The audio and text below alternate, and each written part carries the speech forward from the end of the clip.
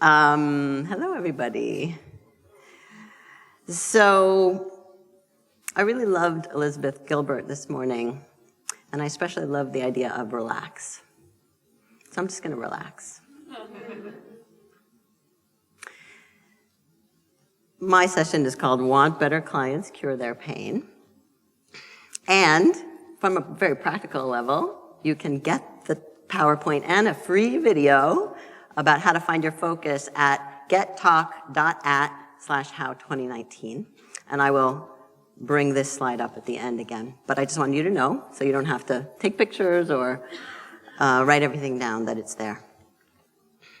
So from my experience, and I've been doing this for 30 years, most creatives do no marketing at all.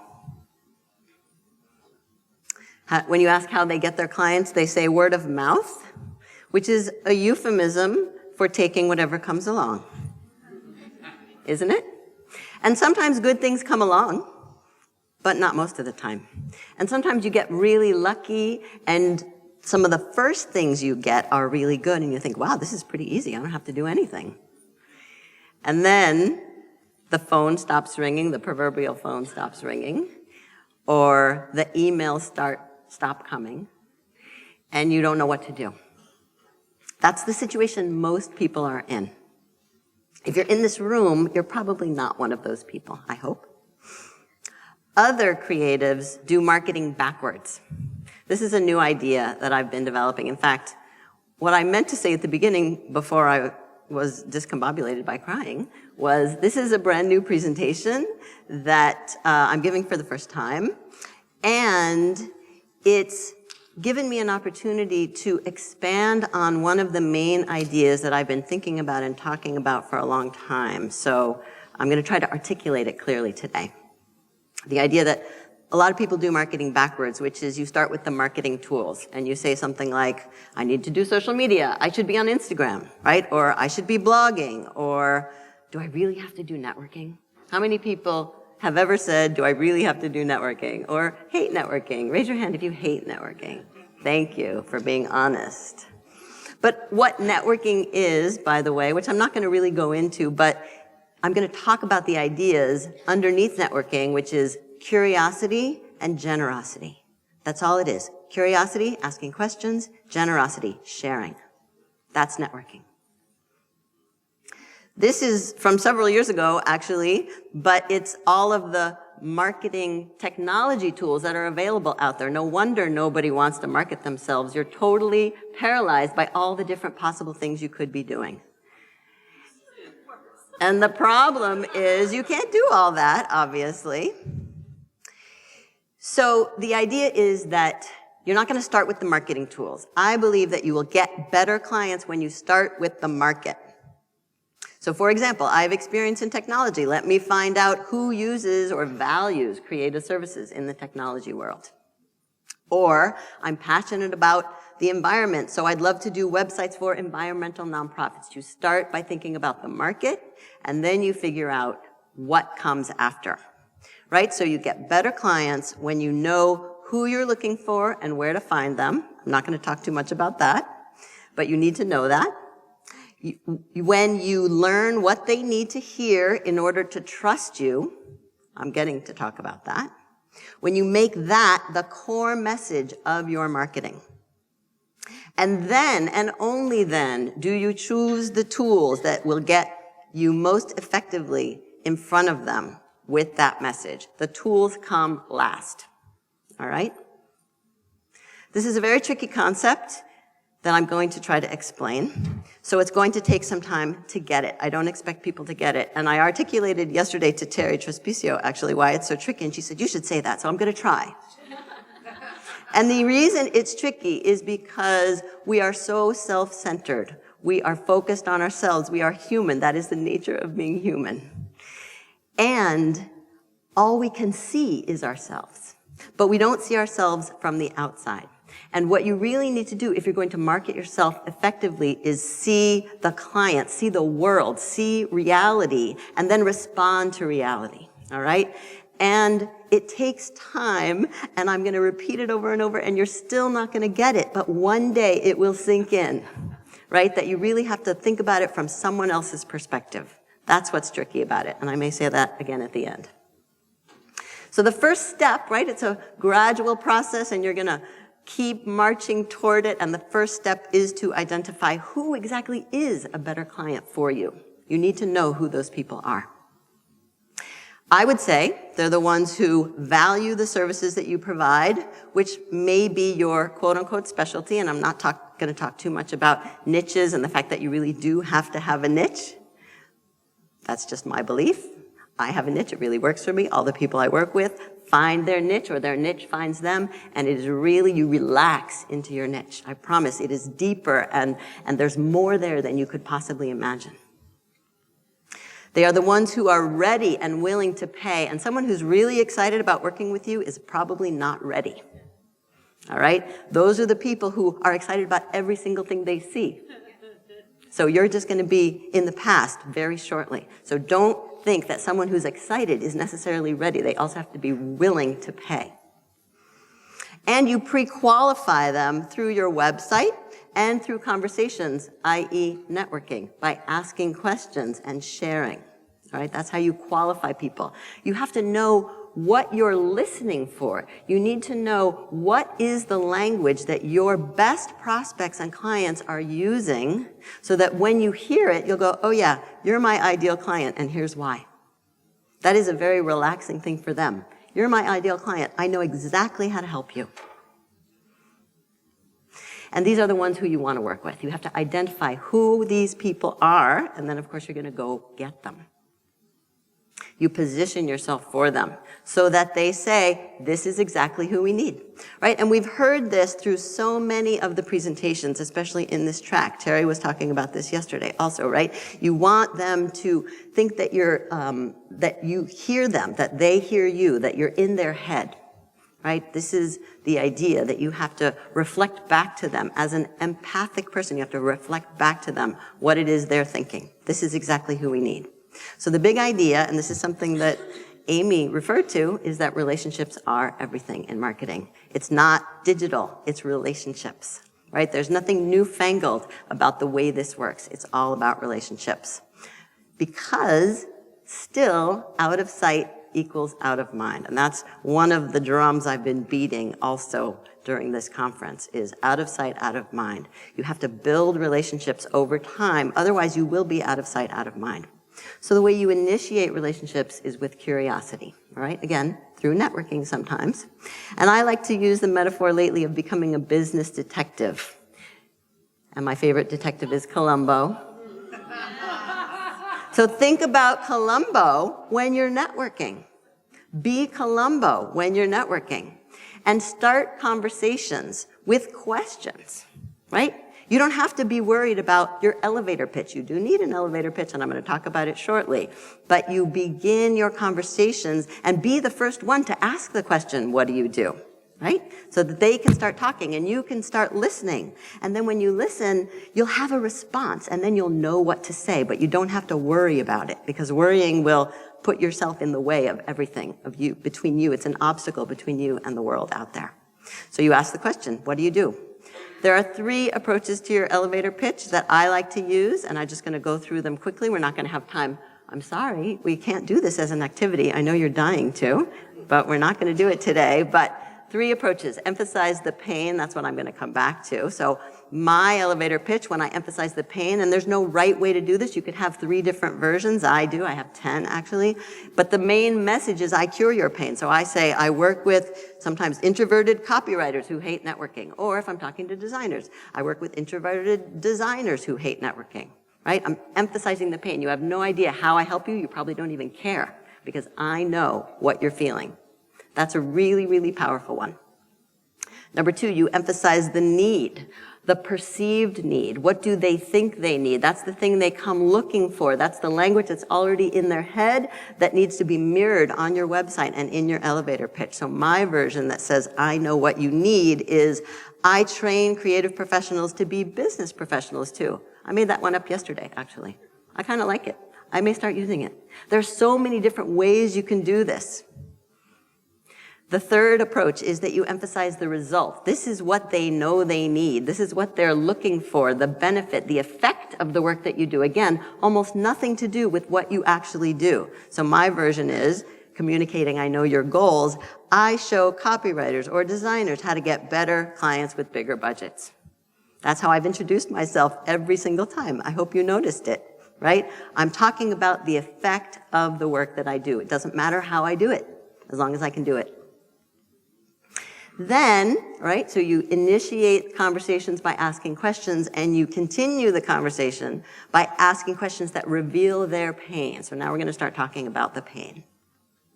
So you can ask questions like, literally, this is a very cliched question, what keeps you up at night?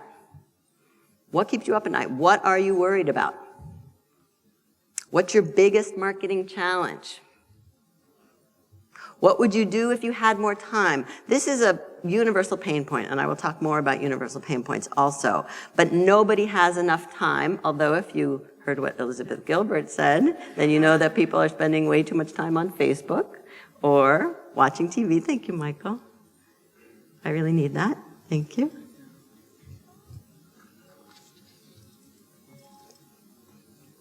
What would you do if you had more time? This is a really interesting question, actually, because it's not one of those salesy questions, right? And it gets people into a conversation that might be real. And you do want to have real conversations with people, even if you feel like you're trying to get something from them, which you're not. Again, you're using curiosity and generosity to initiate conversations and to cultivate relationships and to get to know people who you may one day be able to help. Because timing is everything when it comes to marketing and self-promotion. And even if they don't need you right now, they may later on down the road, as long as you stay in touch, because otherwise, out of sight is out of mind. You can also listen for the pain. So, what do the people you want to work with complain about? They're probably complaining about the fact that they have no time. So how can you help them with that? Think about that. What questions do they ask you? Also, Paula was talking earlier about how you can make a video out of just the questions people ask you, and then just share the answers, because I'm sure they are not the only ones asking those questions, right? That is an automatic source of content. Listen for the questions, and then turn them into content, your answers. And then, we're not talking about the tools yet, right? It could be video, it could be blogging, it could be anything. What problems have they had with others, people like you? Because you're going to position yourself as the ones who are not blank. And for freelancers, it's often flaky, right? So if you're not the flaky freelancer, then you could be the one who solves their problem, the one they can trust. You can also search for their pain. You don't even necessarily, if you're too afraid to ask these questions, or if you're not in the vicinity of listening to the answers, then you can search for them. So where do they go to complain? Are there forums online of trade associations, or even on Facebook? Where are people complaining?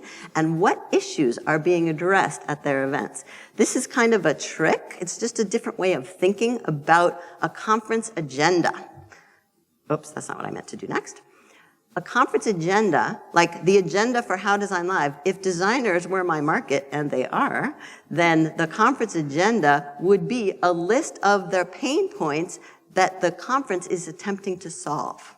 So if you know who your best prospects are and what events they go to, then the list of topics at those events is a list of your content. You just turn that into content. All right, so then you integrate what you learn into your marketing, and especially into your content marketing. So I'm going to try to say this in many different ways, hoping that it gets in, that you are going to make their pain the foundation of your content. And this is the part that's tricky, because you know your pain, and you may have similar pain to them, but you're going to focus on their pain. That is going to be the foundation of your content. So when I say content, I want to define my terms also, because that word content gets thrown around a lot. Content is information that's relevant and useful to your ideal clients, and it's not about you. Again, that's the tricky part. Wait, it's not about me? How do I know anything that's not about me? You do, actually. You don't know what you know. That's what you make your content out of. This is a video that I'm not going to show you. It's 45 minutes long. But I love it, and I think everyone should watch it. It's called The Story of Content. Has anyone seen it? Raise your hand if you've seen it. No? It's put out by the Content Marketing Institute. It's excellent. It's about the future of marketing. Marketing is all about content. Content marketing is the future. And the thing is, if you are working in the world of marketing, you need to know that content marketing is the future, and you need to show that you can do it for them by doing it for yourself.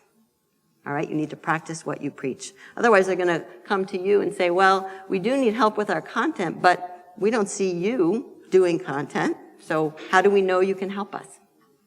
It's really, really powerful.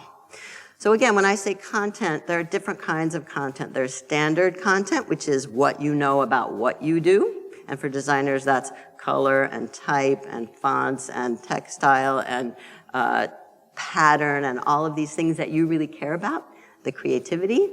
And then there's what I call pain point content, which is what you know about their pain and their pain points. And the pain points are the problems you can cure for your ideal client. So there are universal ones, and I'll go into those, and then there are very specific ones for the people you are looking to solve for. And it's the difference between here's what I or we know all about, and here versus here's what we know you are struggling with. What are you struggling with? You could even ask that question. Your marketing content should speak to their pain points. I just tried to put this in all different formats so that you can get the message. And this presentation should be an example. I'm trying to practice what I preach, right? If you want better clients, that's your pain. If you're not getting good enough clients, then my solution is cure their pain, right? This is an example of pain point content. Your content should cure their pain. Wait, how do I know what their pain is? All right, so most pain points are universal. And then sometimes they can be translated or interpreted for different markets. But for example, and I am going to show you actual examples of this, there are problems like our website is embarrassing and outdated. Do you know how many companies have embarrassing, outdated websites that they don't want anyone to go to? And if you can help them, then if you talk about the fact that you help companies whose websites are embarrassing or outdated, they will say, this is exactly who we need, right? That's speaking to their pain. And here's an example. This is hiddendepth.ie, a web designer in Ireland, and this is his homepage. It doesn't say we do websites. It says, get a website you'll be proud to show the world. And then in the small print, it says, does your website look outdated? Is your site slow to load? Do you find it difficult to edit? Are you embarrassed to share your website with people? You've come to the right place. Right? So it speaks only to the pain points. And it doesn't say, are you embarrassed by your website? Although it could, right? But it puts the embarrassment in the small print. That's one excellent example, in my opinion. Pain points are struggles. We can't find a freelancer we can trust. This is a client of mine, Deb Klaus, and this is her LinkedIn profile. And in the title of her LinkedIn profile, because that is the single most important element of your LinkedIn profile, is the headline or title. She says, freelance senior copywriter, personality on the page for businesses, nonprofits, and creative services professionals. So she's telling you who she's talking to. If you are one of those markets, she can help you. And then in her summary, she has what I call the question-oriented summary, the question approach. She says, are you frantically juggling publication deadlines for various projects and audiences, feeling stretched too thin, and yearning to hand your projects to a writer you can actually trust, right? Again, speaking directly, she's not saying, here's what I do. She's saying, if these are your problems, I can help you. Those are the pain points. Pain points are challenges that they face. We can't find a designer or a copywriter who understands our industry and our customers' problems.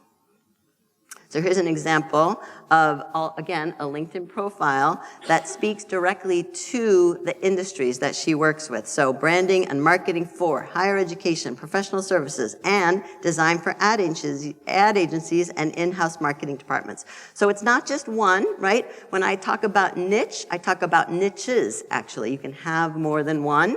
And even if you have them and they're disparate, they're not necessarily connected, it's okay, because as long as you include the people that you're trying to include, you won't repel them just because you have more than one thing, because you have other things. And then this is one of my favorite examples, actually, a copywriter who used to be in the pension industry. And so she can basically say, B2B freelance writer, needs someone who understands pension and retirement plans. I do, I speak pension. And she puts her phone number in her title. Why not? Never know. Pain points are difficulties that they have. Again, this is the universal pain point. We have too much to do and no time to do it.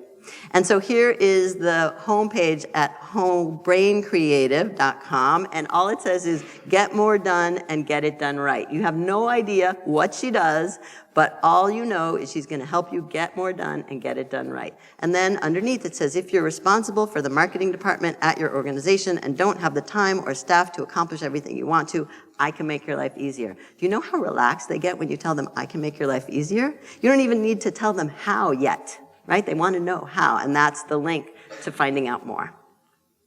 A few more common pain points. Their product is complex and their customers are confused. Here's another LinkedIn profile of, this is a veteran creative freelancer attendee, actually, Ilise Benun. She says, dynamic writer clarifying complex ideas for healthcare and tech. A few other things in her title there, but that is speaking directly to the pain point of specific industries. Very clear. This is exactly who we need. If someone who is in that realm finds this is exactly who they need. Their customers are buying from the competition. That's a pain point many people have, many organizations have. Or they've had bad experiences with flaky freelancers. And I have a whole list of freelancer-related pain that you could speak to, right? Freelancers who don't understand marketing, freelancers who don't think strategically, freelancers who don't care about the big picture, who miss deadlines, and who can't be trusted. You are preceded by freelancers who are not doing their business very well at all. And so all you have to do sometimes to stand out is make your deadline. Don't go over budget. And tell them that's the way you handle it. And they will be very happy to give you a shot because they've been burnt. I don't want you to confuse goals with pain points. Their goals are not their pain points, right? Sometimes people confuse this. So it's the difference between we need to raise awareness, that's a goal, and the pain point, which is not enough people are seeing us or the wrong people are finding us. Again, you want to speak to the pain. It's not that you can't speak to the goals, but you especially want to speak to the pain. People are most connected to their pain. They will recognize it. However, curing your client's pain will help them achieve their goals, right? So those two things are connected. So helping them find the right people will help raise the right awareness. So just a refresher from what I said at the beginning, that you get better clients when you know who you're looking for and where to find them, when you learn what they need to hear in order to trust you, when you make that the core message of your marketing, and then you choose the tools to reach them with that message. So now I'm going to talk a little bit about the tools.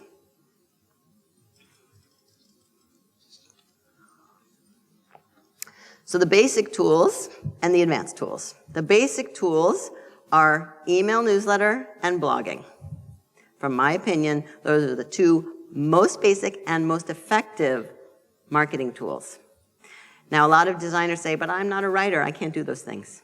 Your email newsletter doesn't have to be a lot of words, it can be images, and your blog could also be lots of images, it doesn't have to be a lot of words, and there are many other tools to use. But this is what many people are actually doing, is email newsletter and blogging. Email newsletter is when you push the ideas and the information and the content to the people that you want to reach, and blogging is pull, where you have to help them find the content. It's a little bit more tricky, right? So you really want to be able to build your email newsletter list and push the content on a regular basis. So just a few examples of pain point content in these standard marketing tool formats. This is a blog post called 7 Scenarios for Outsourcing Copywriting. The pain point that's being addressed here is business owners don't know when to hire a professional copywriter. So this is a blog post all about 7 different scenarios when you need a professional copywriter. People are confused. They don't know, sometimes they don't know the difference between a web designer and a web developer, right? Or web designers who happen to not actually be designers, right? So that's pain point. Those are pain points that you can help educate them about. Here's another example from New Ground Creative. It's a blog post called New Ways to Engage with Donors and Increase Membership. So they focus on nonprofits. You can see that right there without them coming out and saying, we help nonprofits. And the pain point is nonprofits need more donors. That's what you help with. Here's another blog post. I love this one, actually. This is posted on LinkedIn as an article on his profile. Jim Coase is his name. And the pain point is new jargon is confusing. Your clients are confused by new jargon. In this case, it's the word storyteller. How do you tell a storyteller from a writer? Because so many people, designers included, are calling themselves storytellers now. So he writes this very tongue-in-cheek article addressing this pain point of the confusion that people are having with the new jargon. All right, so the sky's the limit. There's so many different things you could do if you start thinking in this new mindset of what are the pain points. A few advanced tools, a lot of advanced tools, guest blogging. When you have content hosted on the site, maybe it's a trade association where your market is already going, that's actually more effective than your own blog. Ebooks, articles, speaking, webinars, video, podcasting, online courses, live events, case studies, white papers. These are all advanced content marketing tools that you can use, but the common thread is always the pain points. So here's a white paper from strategic.health, and it's focused on healthcare pain points, and it's all about communicating your electronic medical records new system. Right? So this is all about something very specific for a very specific niche, and it's a whole white paper on it. Right? So it can be much more elaborate. And then she took an excerpt from the white paper and posted it as an article on her LinkedIn profile for things you must do before communicating an EMR implementation, and then that links to where you can download the whole white paper. Right? But it's all about the pain points. This is from Maria at Germinate Creative, and she's focused on legacy organizations, old companies who maybe haven't updated their branding. So, thriving design for legacy organizations, that's who she's speaking to. And she talks all about the problems and the reasons why you may not have updated your branding if you're a 50 or 100-year-old company. And then this is one, you can see the problem right there in the headline, problem. When I search for stock photos, they look so generic and boring. That's what this blog post is about, choosing the right social media graphics. And that was posted on the Nonprofit Technology Conference. That's a guest blog post, actually, on the Nonprofit Technology Conference website, n10.org. You can make content out of every event you attend, including this one. And I just want to share one example of a copywriter client, Conrad Winter, that I work with, who I forced him actually to go to a conference last year in his target market, which is transportation. It's called the Transportation Marketing and Sales Association. It's the logistics and transportation industry. And he actually came back with 4 clients because he did excellent networking, and they do have a need for his services. And so he offered content to the association, and it's called A Newbie's Takeaways from the 2018 Conference. Right? So he went to the event, he wrote up what he learned, and then he sent it to them, and they posted it with his byline. Right? So that's more information and exposure for him on their website. So that was last year. It's coming around this year again in June. I said, Conrad, are you going? Oh, I really don't want to. No, you gotta go. So he's going. So we found out that the theme for this year's conference, is customer experience. And I said, why don't you write an article for your own newsletter and your own blog about the relationship between copywriting and customer experience, and then send it to them and see what happens. So he did, and here it is. And here it is on their website, by the way, because the guy got it and he wrote a message back and he said, this is a great article. It's just on the same topic of our theme. What a surprise. And then, do you mind if we share it with our audience, if we post it on our blog, if we put it in our newsletter, and of course we'll give you a byline. Do you mind? And of course he said, no, that's all right. And then he said, we happen to have an extra booth at the event that someone isn't using. Would you like to have the booth? no charge. And he's like, I don't know if I want a booth. So we're discussing it. We're still figuring that out. But they need content, right? They need pain point content. If you can figure out who they are, right, and you can write content that speaks to their pain, this is what could happen, right? This is not like, oh, he's making $1 million. No, this is this next step in the process of getting him in front of the right people. You cultivate relationships with generosity, right? You're sharing what you know. You're sharing what you learn. You're not being afraid of giving everything away because you know what? They're not going to do it. You're just going to use the information so that they know what you know and what you can do to help them. And you share their content and you share your content. If you just can't deal with making your own content, I totally understand, but that doesn't mean you don't share their content. There's a lot of goodwill that can be created just by sharing other people's content on LinkedIn, on Facebook, anywhere, on your own blog. So you continue conversations by connecting with this pain point content, right? So you're keeping the conversations going. Another way of saying that is connecting with content, which is basically using your content as an excuse to reach out to your ideal clients. So for example, if there's someone on LinkedIn that you want to connect with, you invite them to connect, and hopefully they say yes. And even if they don't, you can offer them some content in your invitation. Here's something that might be of interest to you. Here's a link. Here's an idea. You're welcome to, one of my favorite offers actually is, you're welcome to, I'll connect you with anyone in my network. If there's anyone in my network that you want to know, just let me know. I'll make the connection. Don't think, oh, why would they want to know anyone in my network? You have no idea. There's so much you don't know. So again, marketing works when you know who you're looking for and where to find them. You learn what they need to hear in order to trust you. That's their pain. You make that the core message of your marketing, and then you choose the tools that will most effectively reach them with that message. And then I added one thing, which is use those tools consistently and don't stop. Don't do it just once and then stop.